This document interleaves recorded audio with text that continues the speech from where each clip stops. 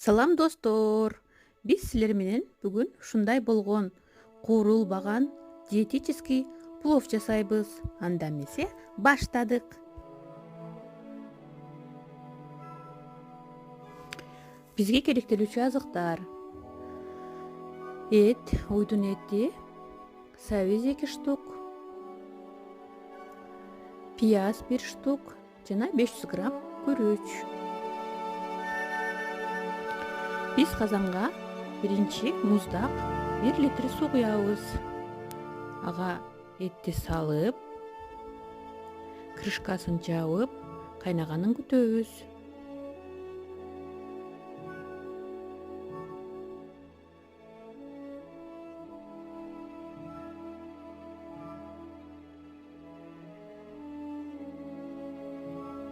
Кайнап чыккандан кийин биз көбүктөрүн алып баштайбыз.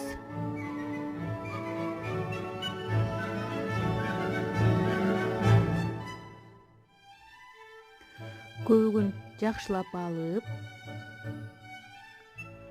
андан кийин биз кайнап жаткан этке пиязды, сабизди салып,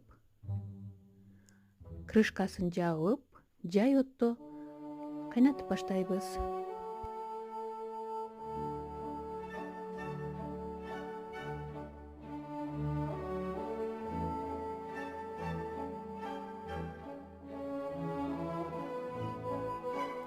Биз күрүчтү жакшылап жууп, тазалап, аны муздак сууга чибитип коебуз 20 мүнөткө.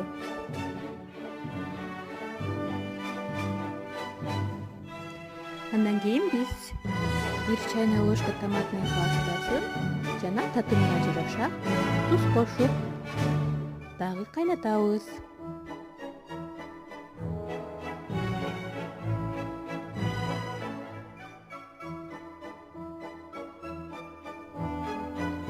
Эттери, сабиздери пышкандан кийин биз жибиген күрүчтү салып, аны дагы бат отто кайнатабыз. Күрүчтү салгандан кийин суу күрүчтүн үстүн 1 сантиметрдей болуп жаап туруш керек. Суу аз болсо анда кайнак суу куйсак болот.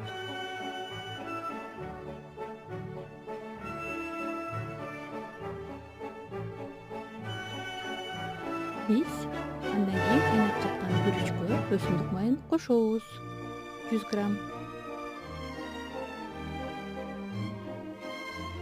Күрүчтүн суусу тартылгандан кийин биз аны ортого топтоп күрүчтү, болгарский перецти, менде тоңдурулган болгарский перец, даамына жараша кошуп, аны да демдеп коебуз. Эгерде силерге даамы жакпаса, анда кошпой деле койсоңуздар болот.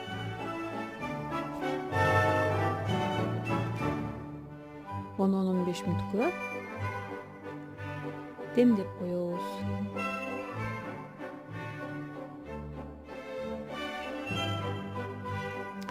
Мына достор, бизде ушундай болгон аябай даамдуу диетический пловубуз да даяр болду.